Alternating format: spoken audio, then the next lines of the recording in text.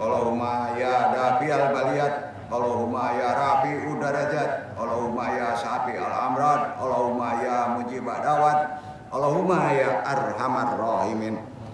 Allahumma inna nas'aluka selamatan bidin wa afiatan fil jasadi wa jadatan fil ilmi wa barakatan fil rizqi wa taubatan qabla maut wa rahmatan indal maut.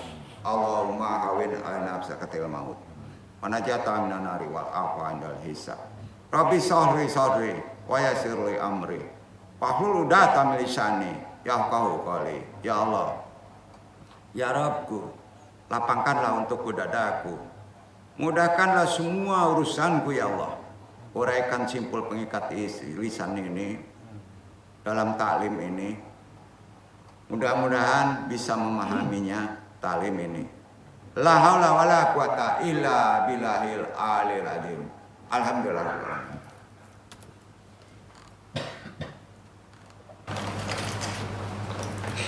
Syukur alhamdulillah. Hari ini kita bisa diberi waktu, banyak bersyukur kita untuk datang ke tempat ini bertolebul ilmi. Wassalatu wassalam ala isrofil anbiya wal mursalin wa ala alihi wa sahbihi ajmain. Hadirin yang berbahagia, pada kesempatan ini tajuk taklim Andung coba bahas kembali perkara metode penyembuhan baik secara psikoterapi maupun secara fisik. Ada 6 dalam metode ajaran-ajaran tasawuf. Amma ba'du. 6 penyembuhan psikoterapi tasawuf atau pendekatan sufi healing ya, dapat dilakukan dengan 6 cara. Sebaiknya diamalkan ini Pak, karena prioritas penyakit itu datangnya dari kolbu, bukan dari fisik. Itu Islam. Di antara 6 cara itu, yang pertama, walaupun ada yang bahas, saya ingatkan lagi. Yang pertama itu ada yang disebut metode pengobatan psikoterapi inabah. Ini ada kaitan dengan tobat. Inabah, tobat itu sama, artinya kembali. Tapi pengertian tobat itu lebih cenderung kayak helm, topi, penutup dosa. Yang kedua, psikoterapi juhud.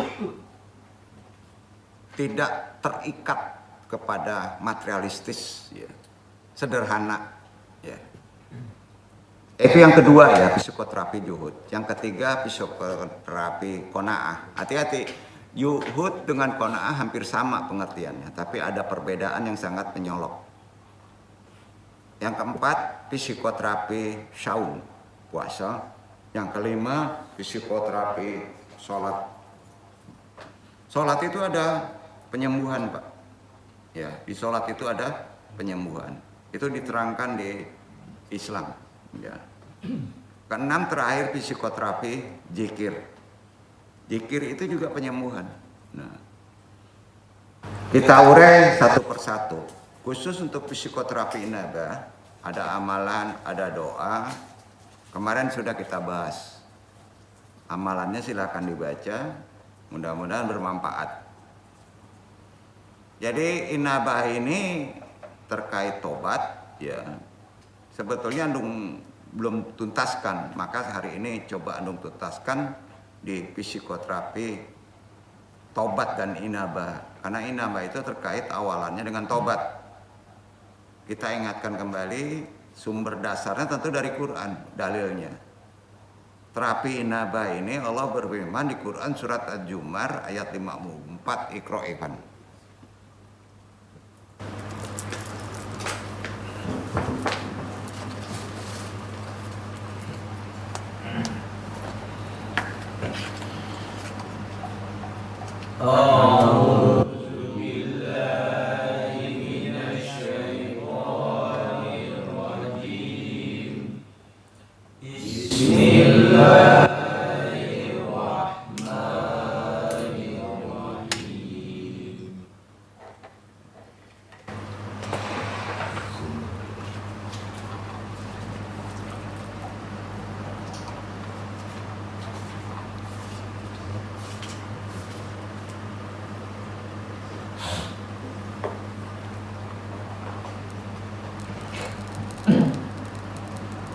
وأنيبوا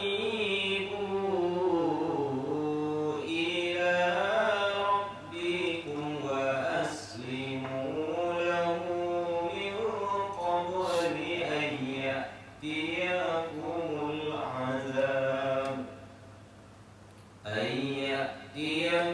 العذاب ثم لا تنصرون. Dan kembalilah kamu kepada Tuhanmu dan serah dirilah kepadanya sebelum datang azab kepadamu, kemudian kamu tidak dapat ditolong lagi. Jadi anibu inabah. Jadi sebelum dapat masalah, sebelum dapat penyakit, solusinya adalah mendekat kepada Allah. Mendekat itu caranya dengan tobat. Metodenya, prakteknya ya. Pertama, mandi tobat. Kedua, sholat tobat. Ketiga, talqin zikir dituntun oleh penterapis ahlinya. Ya, itu 3 metode. Ya, itu yang disebut terapi inabah. Khusus penyakitnya, kalau di Ponpes Pesantren Suralaya itu dikhususkan kepada nazar, kecanduan narkoba. Tapi tidak juga untuk itu, termasuk orang yang kesulitan menjadi baik, maksiat tinggi, ego keras, ya. Termasuk juga masalah rizki, jodoh. Nah, itu bisa diinabahkan, ya. Tentunya yang paling sulitnya di inabah ini untuk bisa paham harus dimakrifatkan, diilmui. Semua obat kan harus diilmui, Pak. Ya, bukan minum obat aja. Ya. Itu salah satu dalil bahwa Islam mengajarkan pengobatan terapi inabah dari Allah. Wa anibu, kembalilah kepada Allah. Inabah artinya ya, kepada Rabbmu, berserah dirilah kepadanya sebelum datang masalah. Ya. Kalau sudah datang masalah, tentu ada talqin zikir pengobatan. Ya. Kita bahas dulu pengertian ini kaitannya dengan tobat. Ada perbedaan antara tobat dengan inabah ya. Ya, itu makomat. Ya. Inabah adalah tingkat atau makomat tobat. Ya. Yang posisi inabah itu di tengah. Berarti tobat di bawah, baru inabah. Ya. Nah, yaitu lebih tinggi dari sekedar tobat biasa. Jadi kalau tobat biasa itu sudah melakukan dosa, naik ke tobat nasuha, tidak mengulangi kembali, ya kan? Baru inabah. Inabah tobat juga, Pak. Tapi dilakukan dengan sesuatu yang disebut sholat tobat, mandi tobat, tidak mengulang kembali. Bahasa Qur'annya nasuha. Tobat penyesalan yang tidak akan dilakukannya lagi. Itu kalau dosanya tinggi ya, kalau dosanya berat, kalau penyakitnya berat. Jadi inabah itu tingkat makomat, tingkat derajat, tingkat stasiun daripada tobat yang posisinya berada di tengah inabah. Artinya lebih tinggi dari sekedar tobat biasa, namun belum mencapai tingkat pada makom al-aubah. Tertinggi adalah tobatnya puncaknya para wali, namanya al-aubah. Ya, tobat inabah al-aubah. Itu membagi kelompok besar 3, walaupun ada runut yang lebih dalam lagi. Ya. Tiap sufi perkara tobat ini dibagi-bagi Pak kelasnya, ya berbeda-beda. Intinya sebenarnya sama. Ya. Konsep inabah, ada yang kebatanya? Jemaah. Nggak ada. Nah, konsep inabah, seseorang yang berada di fase inabah bertobatnya didasari oleh harapan. Harapan itu keinginan sembuh, keinginan berhasil, keinginan hidup bahagia. Ya. Kemudian ada rahmat Allah. Ya, kalau antum sudah melakukan harapan melalui inabah, tobat, inabah. Ya. Tentu ya rahmat Allah Subhanahu wa taala ya. Bukan sekedar karena takut pada siksa neraka. Itu istighfar namanya, Pak. Itu tuh ya. Kata anaba yunibu berarti kembali. Arti dari bahasa Arab. Ini menekankan bahwa hakikat kembali kepada Allah itu tidak cukup hanya dengan berhenti berbuat maksiat. Oke, kita nggak berbuat maksiat, sudah tobat, nggak bisa di situ. Harus ada kelanjutan. Itu apa namanya? Tapi harus dibarengi dengan konsisten melakukan amal soleh yang khusus dicintai Allah. Ya, disinilah sulitnya inabah, perbedaan antara tobat dan inabah. Ya. Jadi pentingnya bertobat, pentingnya beribadah dengan landasan ilmu agar ibadah yang dilakukan memberikan dampak kepada pengobatan, obat pembersihan kolbu, hati maupun pikiran. Itu tujuannya.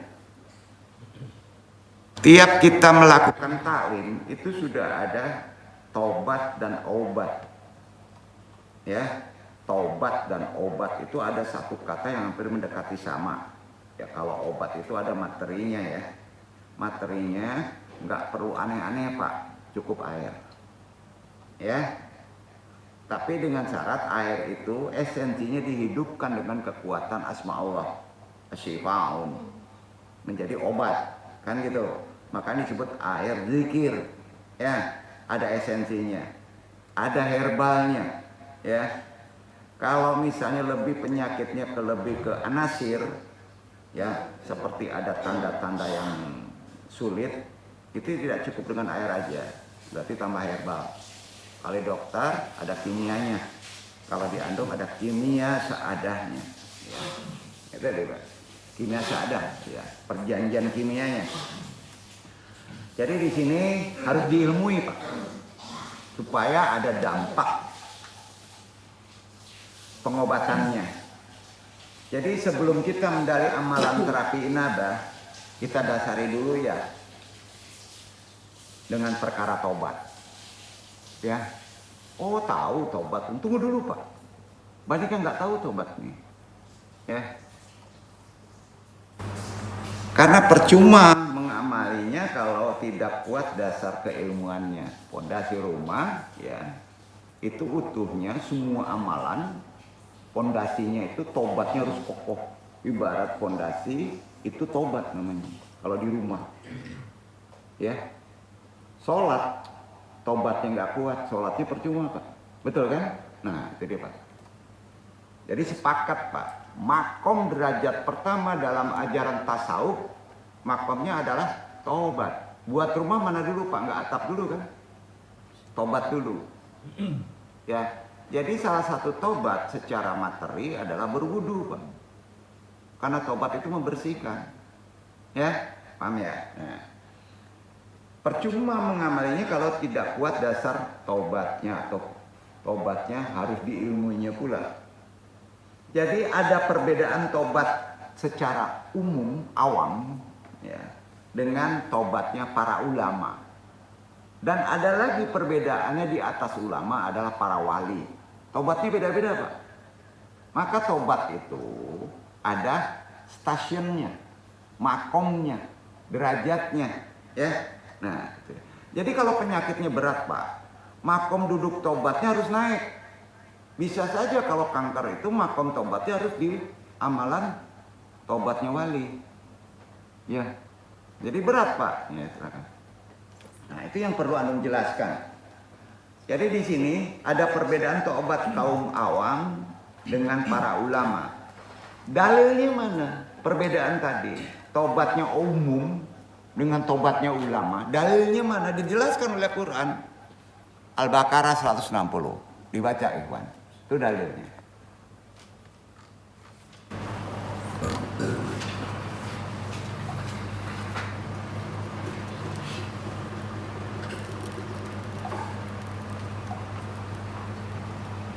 إلا الذين تابوا وأصلحوا وبينوا فأولئك أتوب عليهم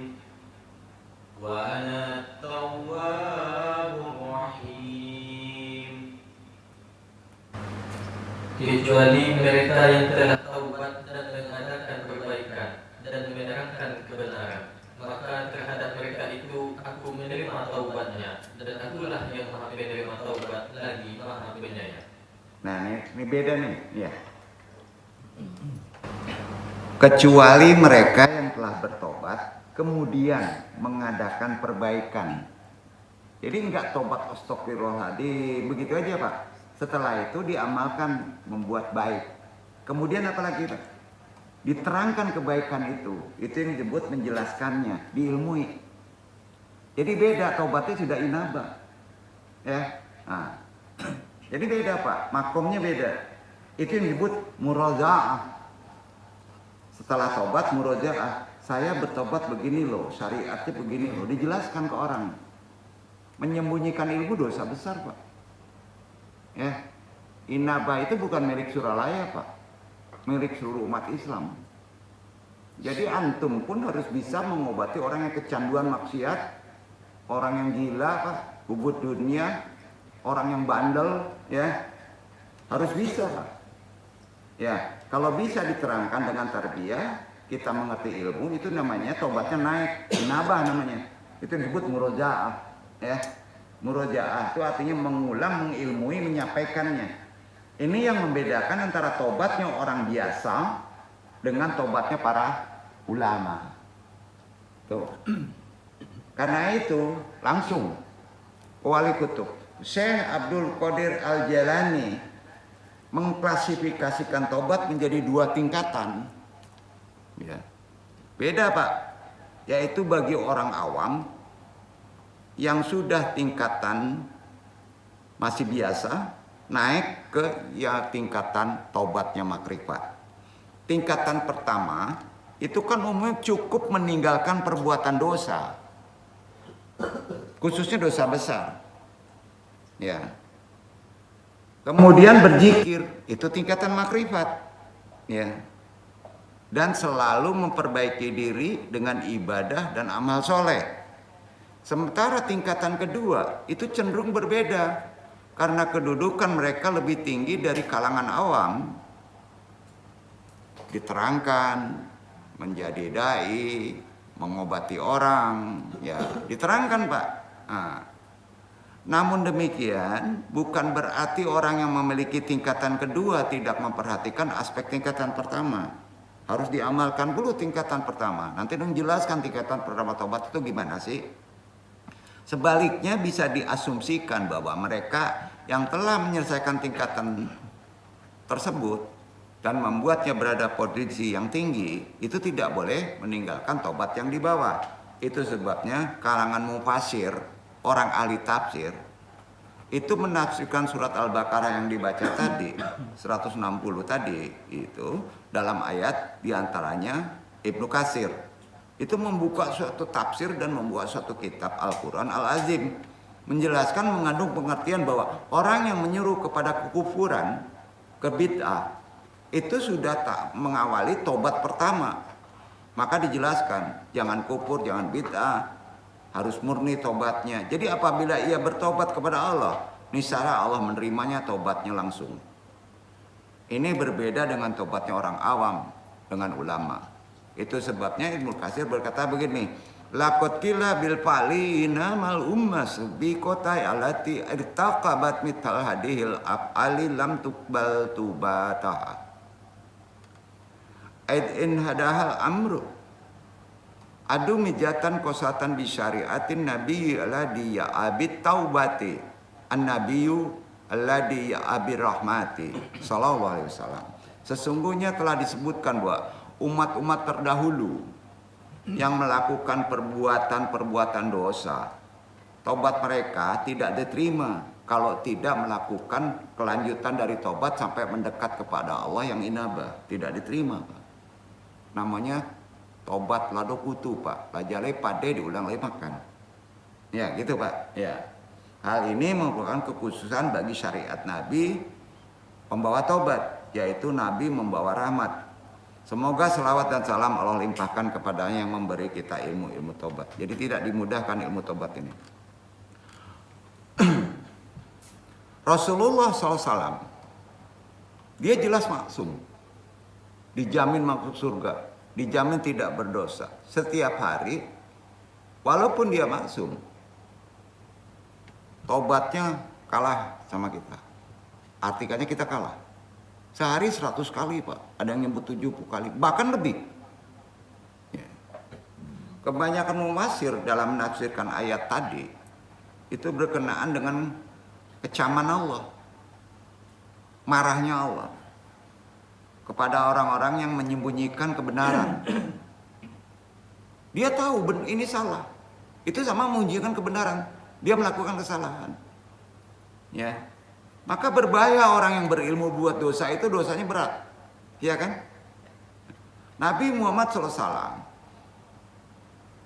itu dia itu maksum, tapi karena tahu ilmu hakikat tobat, dia tobatnya banyak sekali Pak. Ya. Jadi dalam hal ini Allah mengecualikan laknatnya itu lebih tinggi dari rahmatnya. Jadi laknatnya itu di bawah Pak, hati-hati Pak. Maka tobat aja dengan syarat mereka melakukan poin-poin yang ditawarkan oleh Allah, yaitu bertobat, memperbaiki diri, kemudian mentarbiyakan, menjelaskan kebenaran. Ini merujuk pada 3 kata dalam ayat tadi. Tabu, as-salahu, bayanu. Di Al-Baqarah 160 tuh. Kalau ditafsirkan itu oleh At-Tabari, dinyatakan bahwa ayat ini bersinggungan dengan kecaman Allah kepada orang-orang yang menyembunyikan kebenaran, kecuali orang-orang yang ingin bertobat. Sedangkan jalan yang harus ditempuh adalah mengikuti nilai Al-Quran yang dibawa oleh Rasulullah SAW. Memperbaiki perilaku, mendekatkan diri sedekat-dekatnya kepada Allah dengan melakukan amal-amal soleh dan zikir, kemudian mentalkinkannya. Jadi senada dengan Al-Qurtubi sama menilai bahwa hendaklah bagi orang-orang yang bertobat kemudian harus melakukan perbaikan diri, melaksanakannya secara serius sambil aktif melakukan amal-amal kebajikan dan menerangkan kepada umat lain. Itu sebabnya Al-Quran berulang kali menerangkan bahwa Allah membuka pintu tobat seluas-luasnya bagi mereka yang hendak kembali ke tempat yang damai, dengan tekad serta niat yang kuat dan diiringi pula dengan amal perbuatannya. At-Tabari juga sedikit menyayangkan sebagian mufasir ulama sekarang, ya, yang menjelaskan kata bayanu dalam ayat Al-Baqarah 160 itu dengan tobat, artinya tobat al-bayanu itu menjelaskannya tobatnya itu harus dengan ikhlas, ya. Itu kurang tepat Pak. Penafsirannya memang demikian, sedikit menyimpang dari zahir ayat. Ya. Karena ayat ini berangkat dari kecaman Allah kepada mereka yang menyembunyikan kebenaran. Muhammad sebagai nabi terakhir dalam Alkitab, inilah yang kemudian ditegaskan oleh Ibnu Katsir bahwa kata al-bayanu dalam ayat tadi menunjukkan adanya tuntutan bagi seorang yang berilmu tidak boleh menyembunyikan ilmu. Sebagaimana ada hadis dinyatakan oleh Rasulullah bersabda, ya, seperti antum pandai talqin, ilmu talqin harus disampaikan. Karena apa? Takut kena sabda ini. Man su'ila anna ilmin faqatamahul zima yaumal qiyamati minnar. Barang siapa yang ditanya mengenai suatu ilmu lalu ia menyembunyikannya, penyakitnya ini, obatnya ini. Ya, dia berilmu, tidak disampaikannya, disembunyikannya, maka ia akan dikekang pada hari kiamat dengan kekangan dari api neraka. Hadis riwayat Ibnu Majah. Nah, itu repotnya bagi penterapis Islam, Pak. Ya. Itu repotnya, Pak. Kalau dokter kan harus ada imbalan, Pak. Ya. Nggak bisa, Pak. Tolong aja. Karena Allah yang menjamin rezeki. Ya, mungkin dibagikan rezeki antum, menolong orang itu rezeki, membagikan rezeki Pak, maka Allah akan membagikan rezekinya. Ya, itu penting. Ya. Ini pula yang menjadi alasan Abu Hurairah meriwayatkan hadis-hadis Nabi setelah mendengar firman Allah di Quran surat Al-Baqarah 159, Iqra' di atasnya.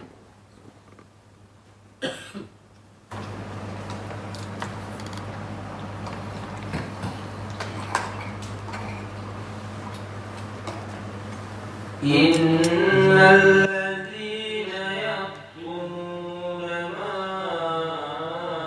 anzalna minal bayyinati wal huda min ba'di ma bayyanahu linnas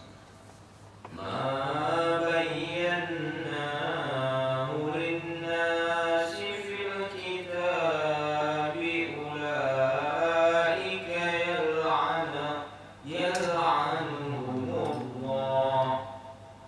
yal'anuhumullah wa yal'anuhumul la'inun. Sesungguhnya orang-orang yang menyembunyikan apa yang telah kami turunkan berupa keterangan-keterangan yang jelas dan petunjuk setelah kami menerangkannya kepada manusia dalam Alkitab, mereka itu dilaknati Allah dan dilaknati pula oleh semua makhluk yang dapat melaknati. Jadi ya, apapun juga ilmu nggak boleh disembunyikan. Tapi ini, ya keterangan ini jangan dipukul rata ilmunya. Ya, gini, Abu Hurairah mengatakannya begini, seandainya bukan karena ayat Al-Quran tadi, niscaya aku tidak akan meriwayatkan sesuatu kepada seorang. Maka dia meriwayatkan ayat tadi. Ya, maka jelas bahwa menyembunyikan sesuatu ilmu adalah dilaknat Allah. Sampai Pak? Apalagi ilmu Al-Quran, termasuk ilmu pengobatan, tidak boleh. Bukan dosa lagi Pak dilaknat.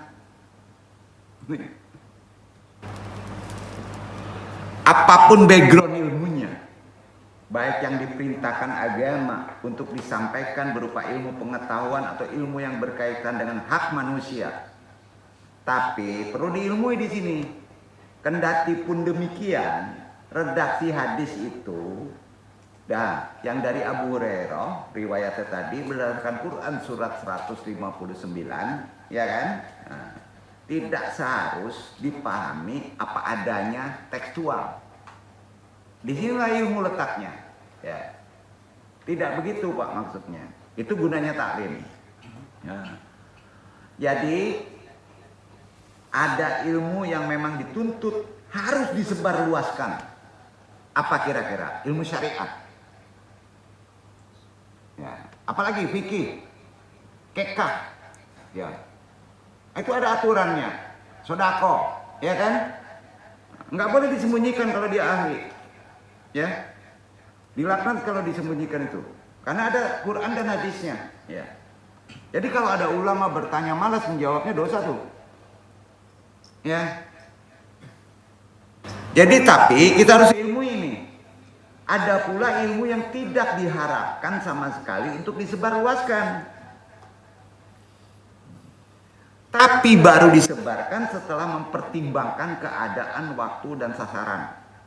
Antaranya apa Pak? Kira-kira? Ilmu sihir. Kalau nggak kuat iman jangan pelajari, haram hukumnya.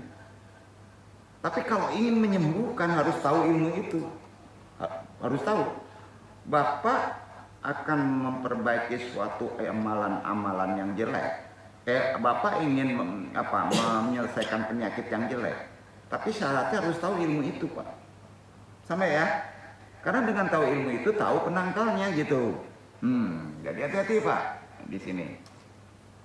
Jadi tidak dipahami pengertian Quran tadi secara tekstual penuh, harus diilmui terkait keadaan, waktu, mudorotnya, dan sasarannya. Intinya tidak semua informasi disampaikan. Tidak, ya. Tidak semua pertanyaan oleh Nabi perlu dijawab. Maka Nabi diem kadang-kala ya. Nah, itu pentingnya kita doim namanya. Nah ini tadi agak berat karena makom tadi itu menjelaskan langsung ke inabah dan aubah. Ya. Nah, untuk lebih mudahnya. Sekarang kita pahami perkara di bawahnya dulu, tobat. Salah satu unsur tobat yang harus dipenuhi adalah apa Pak? Tolong dijawab. ajaran Islam. Syarat tobat yang wajib dipenuhi. Penyesalan. Bapak tobat, penyesalan nggak ada, percuma. Sampai apa? Ilmu tuh. Penyesalan nanti naiknya apa, Pak? Sadar. Betul kan? Nah, pertanyaan. Nabi diturunkan ke atas bumi, tugasnya hanya menyampaikan akhlak. Tidak berhak untuk merubah akhlak. Allah yang berhak. Sadar, penyesalan itu bukan dari karena tarbiyah, karena nasihat. Setinggi apapun juga, itu hak Allah. Sadar itu hak Allah. Kita sampaikan saja. Ya. Jadi nggak boleh dia berubah karena saya. Dia sadar karena saya. Dalam ilmu tasawuf itu dosa. Duduk nggak? Ya, materi aja dosa. Antum memberi, dia kaya karena saya, itu dosa, Pak. Dan timbul penyakit tuh, ujub. Betul kan?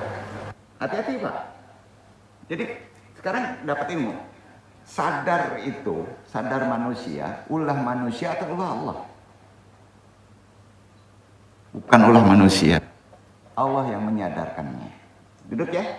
Jadi hak Allah itu harus tahu. Kita hanya menyampaikan. Duduk ya.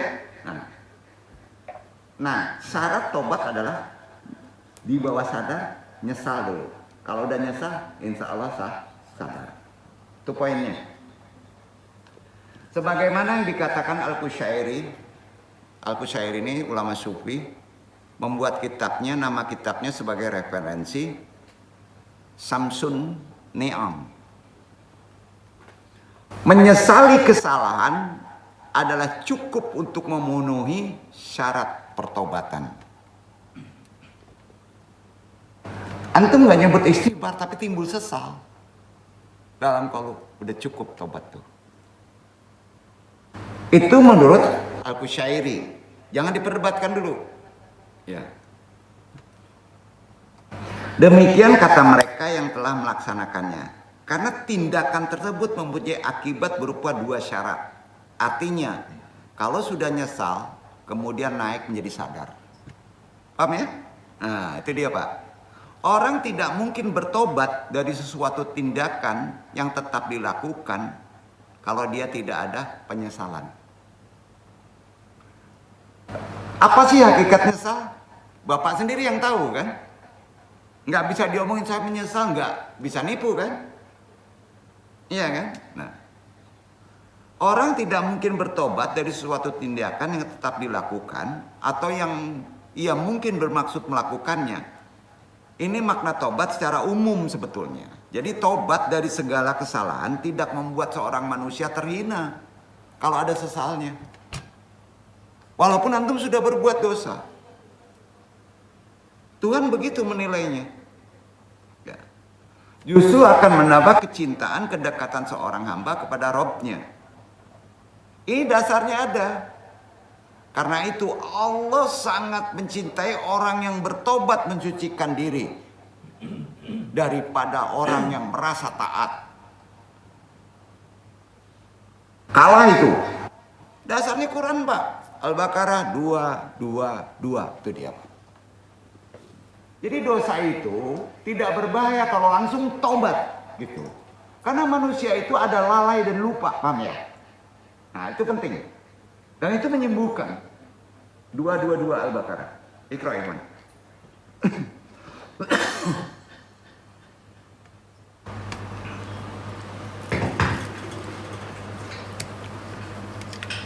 ويسألونك عن المحيط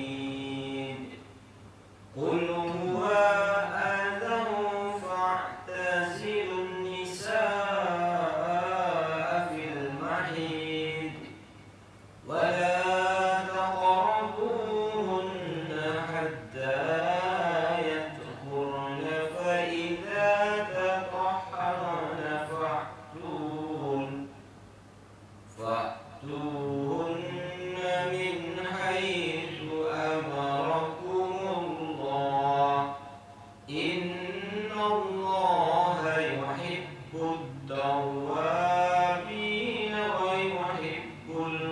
المتطهرين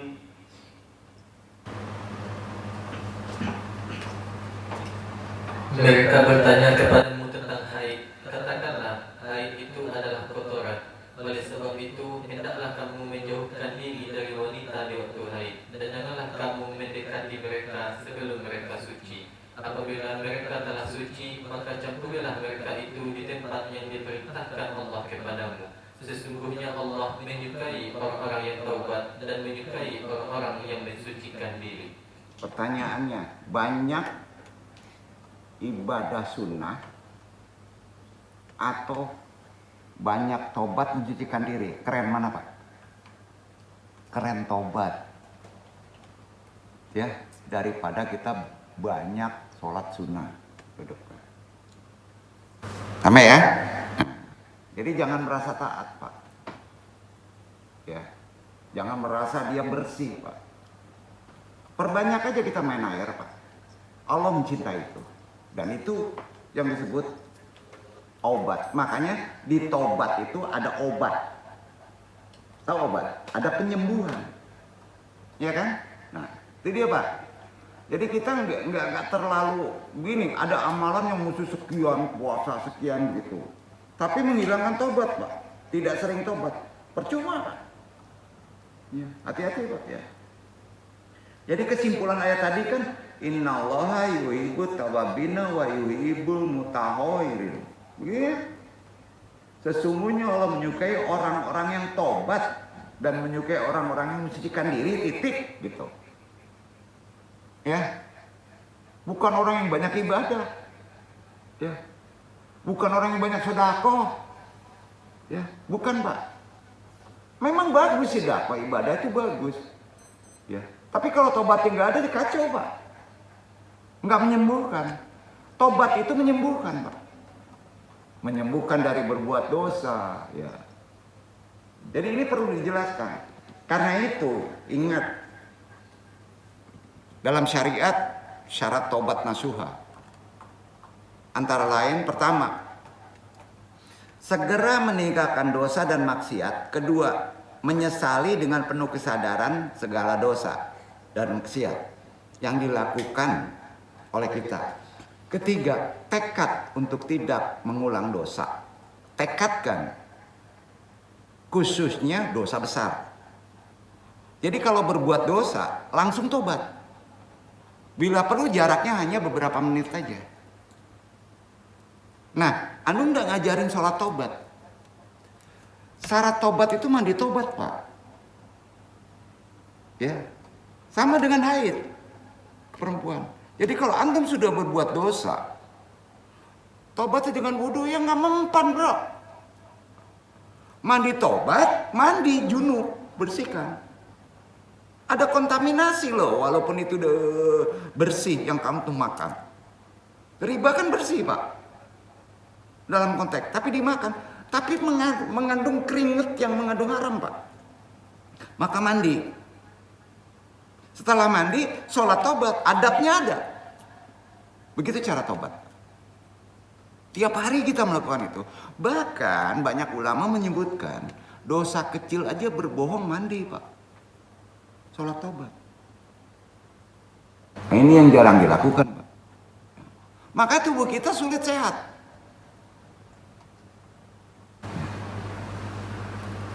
Karena itu langsung ke yang lebih tinggi. Syekh Abdul Qadir Jailani, ahlul taubat juga nih, berkata begini, min alamati qabulit taubati indallah subhanahu wa ta'ala ala yu'awi dal mar'ur urtikabal falil itmin, bahwa tanda taubat yang diterima oleh Allah adalah seseorang tidak akan mengulangi perbuatan dosa. Itu berat. Ada hadis. Ya, ada hadis Pak. Itu tentunya menurut Syekh Abdul Qadir dosa yang besar. Ya. Dosa yang besar udah tahu deh, ya. Nah, begitu besarnya kasih sayang Allah selalu mendahului murkanya kan? Ya. Daripada ajabnya, ya. Kasih sayang dulu dinaikkan sama Allah. Ada hadis riwayat Abu Hurairah. Rasulullah SAW bersabda, ini sahih ya, Muslim nomor 4939. Tatkala Allah menciptakan makhluk, Allah telah menuliskan dalam kitab catatannya yang berada di sisinya di aras, bahwa sesungguhnya kasih sayangku mengalahkan murkaku. Ya, jadi jangan putus asa. Dan juga hadis riwayat Abu Hurairah. Rasulullah bersabda, Sahih Muslim nomornya 4942, ini beda dengan tadi. Allah telah menjadikan kasih sayangnya terbagi dalam 100 bagian. Dia menahan 99 bagian di sisinya dan menurunkan 1 bagian ke bumi. Dari 1 bagian itulah para makhluk saling kasih mengasihi, sehingga seekor induk binatang mengangkat cakarnya dari anaknya karena takut melukainya. Hadis riwayat Muslim nomor 4942. Jadi diterimanya tobat dari segala dosa, meskipun dosa dan tobat diperbuat berulang kali. Ini dosa kecil ya, jangan dosa besar Pak, berulang kali. Tentunya ini dosa kecil. Ada hadisnya Pak. Ya, ada hitungannya. Ngebohong, menipu, ya. Hadis riwayat Abu Hurairah dari Nabi tentang beliau diriwayatkan dari Robnya, beliau bersabda, seorang hamba melakukan suatu perbuatan dosa lalu berdoa, ya Allah, ampunilah dosaku. Itu pertama, harapkan aja. Kalau dosa kecil itu Pak, ya Allah, ampunilah dosaku. Kemudian Allah berfirman, hambaku telah berbuat dosa dan dia mengetahui bahwa dia mempunyai Tuhan yang akan mengampuni dosa atau akan menghukum karena dosa itu. Kemudian orang itu mengulang lagi perbuatan dosanya. Lalu berdoa lagi, naik, bukan ya Tuhan, wahai Rabbku, ampunilah dosaku. Kemudian Allah berfirman, hambaku telah berbuat dosa dan dia mengetahui bahwa dia mempunyai Tuhan yang akan mengampuni dosa atau menyiksa karena dosa itu. Kemudian ketiga kali ini melakukan dosa lagi. Lalu ia berdoa, wahai Rabbku, ampunilah dosaku. Sama dengan yang kedua tadi. Kemudian Allah berfirman, hambaku telah berbuat dosa dan dia mengetahui bahwa dia mempunyai Rob yang akan mengampuni dosa, menghukum karena dosa itu, serta berbuatlah sesukamu, karena aku benar-benar telah mengampunimu. Itu kata Allah, berbuatlah sesukamu, karena aku benar-benar telah mengampunimu. Ditafsirkan oleh ulama sufi Abdul Ala, aku tidak mengetahui apakah Allah berfirman berbuatlah sesukamu pada yang keempat kalinya atau yang kelima kalinya. Sampai enggak? Sahih Muslim nomor 4953. Jadi gini maksudnya. Kalau antum berbuat dosa ngebohong sampai 3 kali, minta ampun, masih diampuni itu dosanya Pak. Dosa kecil ya.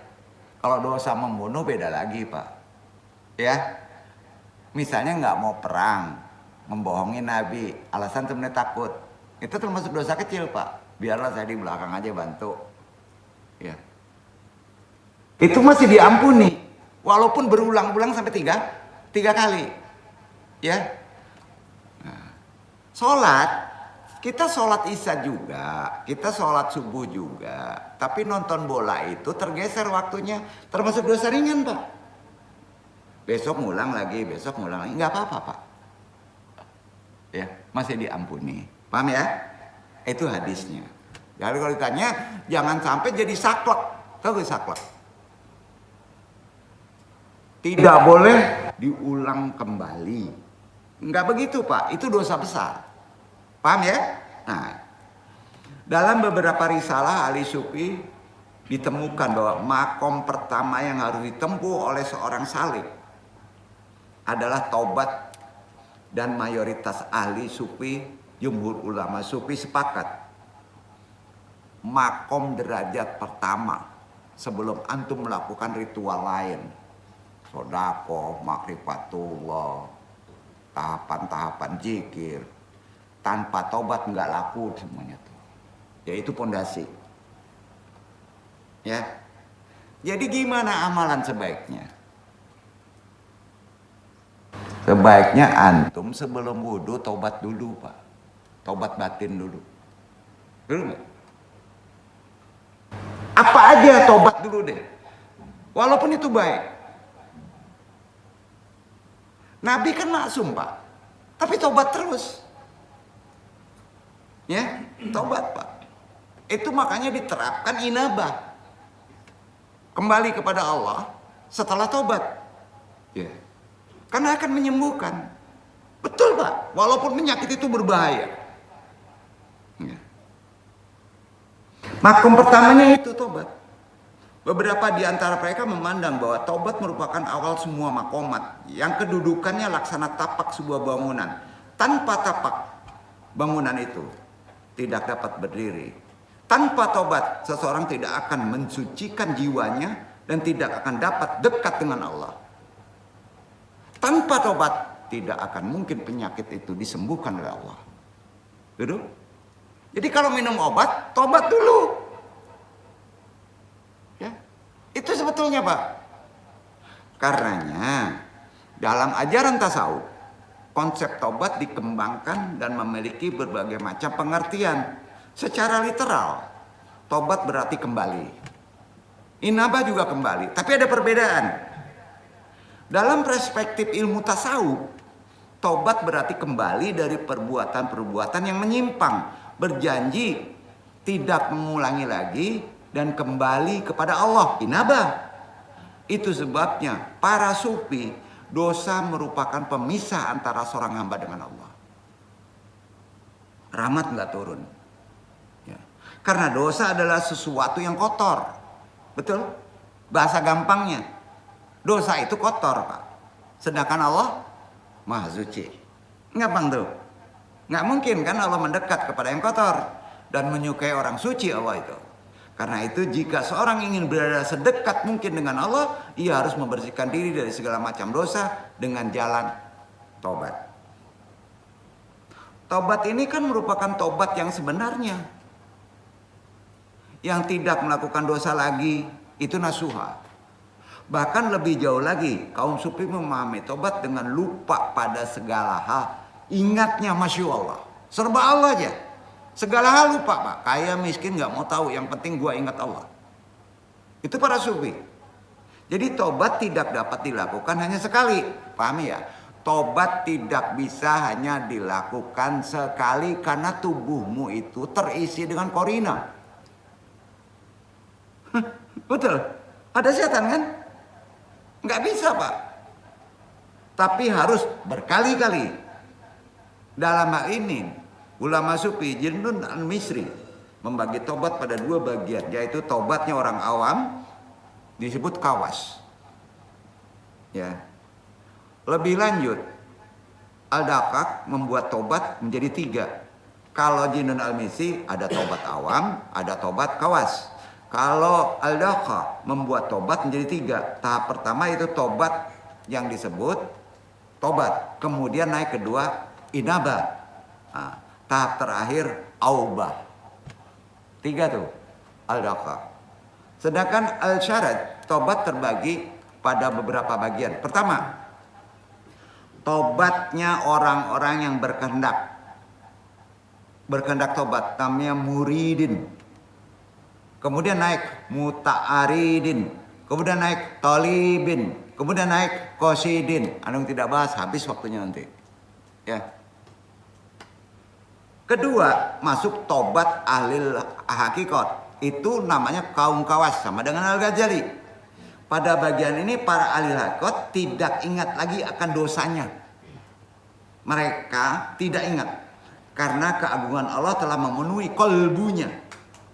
Dan mereka selalu berzikir kepadanya. Yang ketiga, tobat ahlul marifat, khusus al-khusus. Ini Al-Ghazali menerangkan juga. Adapun taubat ahlul marikat yaitu berpaling dari segala sesuatu yang ada hanya Allah. Itu perbedaannya.